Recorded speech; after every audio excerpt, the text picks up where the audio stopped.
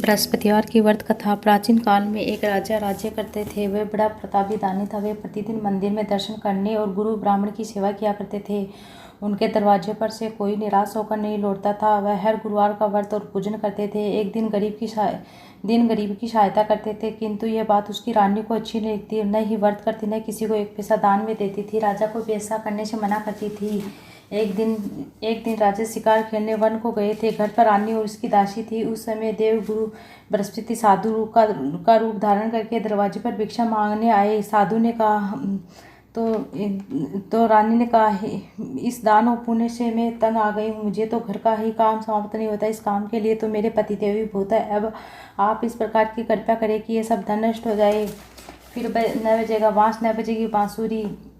तो साधु बोले, हे देवी, तुम बड़ी विचित्र। धन संतान से तो कोई दुखी नहीं होता है, इसको सभी चाहते। पापी भी पुत्र धन की इच्छा रखता है। अगर आपके पास अधिक धन है तो भोजन प्याऊ लगवाओ, ब्राह्मणों को दान दो, धर्मशाला, कुआं, तालाब, बावड़ी, बगीचा आदि का निर्माण कराओ, निर्धन मनुष्यों की कन्याओं का विवाह कराओ और यज्ञादि धर्म करो। इस प्रकार के करने से तुम्हारा कुल और तुम्हारा नाम प्रसिद्ध होगा।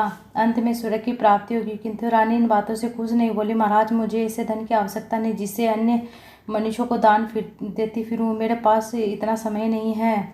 साधु ने कहा, हे देवी, यदि तुम्हारी ऐसी इच्छा तो मैं तुम्हें कहता हूँ वैसा करना। बृहस्पतिवार के दिन घर को पोतकर अपने सिर के बालों को धोना, स्नान करना, राजा से कहना जमात बनवाए, भोजन मांस मदिरा खाना, कपड़े धोबी के धुलवाने देना। इस प्रकार 7 गुरुवार करते ही तुम्हारा सब धन नष्ट हो जाएगा। और ऐसा कहकर साधु चले गए। रानी ने साधु के बताए अनुसार वैसा ही किया। 3 बृहस्पतिवार बीते। उनका संपूर्ण धन नष्ट हो गया। भोजन के लिए भी दोनों तरसने लगे और इस संसार के सभी लोग रोगों से घिर गए। अब राजा ने रानी से कहा, तुम यहीं पर रहो, मैं दूसरे देश में जाता हूँ। यहाँ पर मुझे सभी जो लोग जानते, इसलिए कोई कार्य नहीं कर सकता। देश चोरी परदेश भीख पर। ऐसा कहकर राजा परदेश चला गया। इधर राजा के घर रानी और दासी भारी दुखी हो गए। वे किसी दिन बिना भोजन करे ही जल पीकर रह गई। एक बार जब रानी और दासी को 7 रोज बिना भोजन करे व्यतीत करने पड़े तो तब रानी ने अपनी दासी से कहा, हे दासी, यहाँ पास ही नगर में मेरी बहन रहती है। वह बड़ी धनवान है, तो उसके पास जा और 4 सेर बेजर के लिए आ। इससे कुछ समय के लिए गुजारा हो जाएगा। रानी के आज्ञा अनुसार दासी रानी की बहन के पास गई। रानी की बहन उस समय पूजा कर रही थी। उस रोज बृहस्पतिवार का दिन था। जब दासी ने रानी की बहन को देखा तो उसे बोली, हे रानी, मुझे तुम्हारी बहन ने भेजा है, मेरे लिए 5 सेर बेजर दे दो। दासी के अनेक बार कहने पर रानी ने कुछ उत्तर नहीं दिया, क्योंकि उस समय बृहस्पतिवार की व्रत कथा सुन रही थी। जब दासी ने उत्तर नहीं मिला तो वह दुखी हुई, क्रोध भी आया। लौटकर अपने गांव में रानी के पास आकर बोली, हे रानी, तुम्हारी बहन तो बहुत घमंडी और छोटे लोगों से बात ही नहीं करती है। जब मैंने उसे बार बार कहा तो उसने कोई उत्तर नहीं दिया। तब रानी ने कहा कि इसमें उसका कोई दोष नहीं। जब बुरे दिन आते हैं तो इसमें कोई सहारा नहीं देता। अच्छे बुरे का पता विपत्ति में ही लगता है। जैसी ईश्वर की इच्छा को वही होगा। उधर उस रानी ने देखा कि मेरी बहन आई थी, दासी आई थी। मैं उससे बोली नहीं, वह दुखी हुई होगी। कथा सुन पूजा पाठ समाप्त करके अपनी बहन के घर गई और वह बहन से कहने लगी, हे बहन, मैं बृहस्पतिवार का व्रत कर रही थी, तुम्हारी दासी गई थी। जब तक कथा होती तब तो उठते न बोलते। इसने नहीं बोली। कहो दासी, क्यों गई थी? रानी बोली, बहन, हमारे यहाँ खाने के लिए कुछ नहीं था। मैंने दासी को तुम्हारे पास 5 सेर बेजर के लिए भेजा था। रानी बोली, देखो, बृहस्पति भगवान सबकी मनोकामना पूरी करते हैं। देखो, शायद तुम्हारे घर में अनाज रखा होगा। इस प्रकार बहन के वचन सुनकर रानी ने सुने तो घर के अंदर गई और वहां से एक घड़ा बेजर का भरा मिला। अब तो रानी और दासी बहुत ही प्रसन्न हो गए। तब दासी बोली, रानी, वैसे तो हमें भोजन नहीं मिलता, हम रोज ही व्रत करते हैं। इससे व्रत की विधि पूछ ली जाए तो हम भी व्रत किया करेंगे। तो रानी की बहन बताने लगी, बृहस्पतिवार के व्रत की कहानी और कैसे पूजा पाठ करते हैं बताओ। गुरुवार के व्रत में चने की दाल, गुड़, मुनका, विष्णु भगवान के केले के जड़ में पूजन करे और दीप जलावे, पीला भोजन करे, कथा सुने। ऐसा करने से गुरु भगवान प्रसन्न होते हैं, अन्न धन पुत्र देते हैं और सभी मनोकामनाएं पूर्ण करते हैं। तब रानी दासी दोनों ने निश्चय किया कि हम भी बृहस्पतिवार भगवान का पूजन अवश्य। 7 रोज बाद जब बृहस्पतिवार आया तो उन्होंने व्रत रखा और दासी गुड़साल से जाकर चना गुड़ मिल लाई। उसकी दाल से केले के जड़ सहित विष्णु भगवान का पूजन किया, किंतु पीला भोजन कहाँ से लावे विचार करी और बड़ी दुखी हुई। उन्होंने व्रत रखा था तो बृहस्पति भगवान उन पर प्रसन्न थे और 2 थाली में सुंदर पीला भोजन लेकर दासी को बोले, ये दासी तुम्हारे और रानी के लिए, तुम दोनों साथ भोजन करना। दासी भोजन पाकर बड़ी प्रसन्न हुई, रानी को बोली, रानी आओ हम साथ दोनों भोजन करते हैं। तब रानी बोली, हमारी व्यर्थ में हंसी उड़ाती है। दासी बोली, एक महात्मा हम दोनों के लिए 2 थाली में सुंदर पीला भोजन देकर गए हैं। दासी ने कहा, महात्मा, तो इस प्रकार रानी दासी दोनों ने गुरु भगवान को नमस्कार कर भोजन किया। अब तो वह हर प्रसार को गुरु भगवान का व्रत और विष्णु भगवान का पूजा पाठ करने लगी। बृहस्पति भगवान की कृपा से फिर रानी और दासी के पास काफी धन हो गया। रानी फिर उसी प्रकार आलस्य करने लगी। तब दासी बोली, देखो रानी, तुम्हें पहले भी इस प्रकार आलस्य किया था, सारा धन नष्ट हो गया। इस प्रकार इस सभी बहुत कष्टों के झेलने के बाद यह धन प्राप्त हुआ। अब गुरु भगवान की कृपा से पुनः धन प्राप्त हो तो हम फिर तुम्हें आलस्य होने लगा है। बड़ी मुसीबतों के बाद धन पाए, इसलिए यह दान पुण्य करना चाहिए। भूखे मनुष्यों को भोजन कराओ, प्यालो कराओ, ब्राह्मणों को दान दो, कुआं तालाब बावड़ी बगीचा आदि का निर्माण, कुंवारी कन्याओं का विवाह कराओ। ये आदि कार्य करने रानी भी आदि कार्य करने लग गई। इधर राजा प्रदेश में जाकर बड़ी दुखी रहने लगा। प्रतिदिन जंगल से लकड़ी बीनकर लाता, शहर में बेचकर अपने जीवन को व्यतीत कठिनाई से करता था। एक दिन राजा दुखी होकर अपनी पुरानी बातों को याद करने लगा। तब उस जंगल में बृहस्पति एक साधु का रूप धारण कर और राजा के पास आकर बोले, हे लकड़हारे, इस सुनसान जंगल में किस चिंता मगन में बैठा, मुझको बतलाओ। तो राजा के नेत्रों में पानी भराया और वंदना कर कहने, हे प्रभु, आप सब कुछ जानते हैं, मैं क्या कहूँ। अपनी आत्म कथा सुनाई।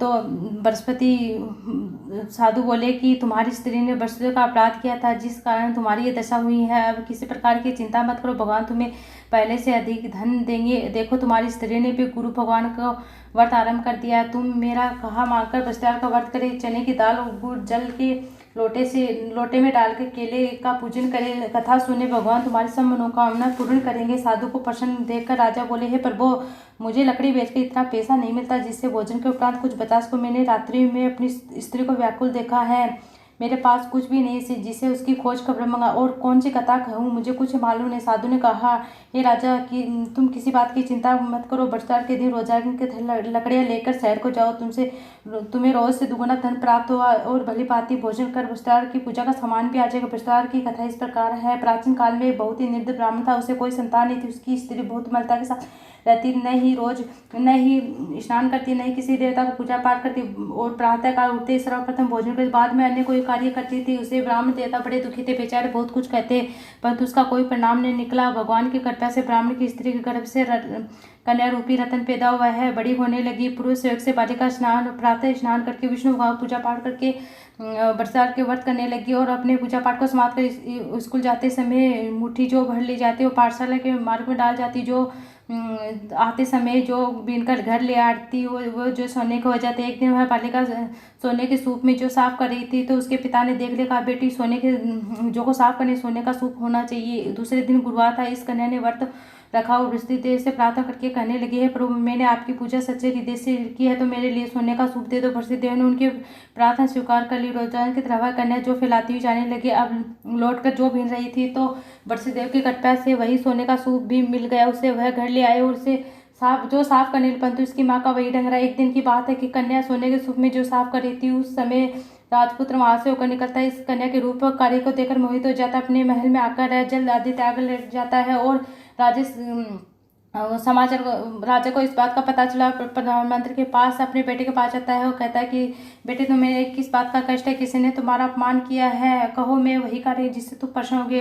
तो राजकुमार ने कहा कि मुझे किसी बात का कष्ट नहीं, किसी ने मेरा अपमान, परंतु मैं उस लड़की से विवाह करना चाहता हूँ जो सोने के सूप में जो साफ कर रही थी। तो राजा ने कहा कि इस प्रकार की कन्या का पता तुम ही लगाओ, लड़की का विवाह अवश्य करा दूंगा। इस प्रकार है।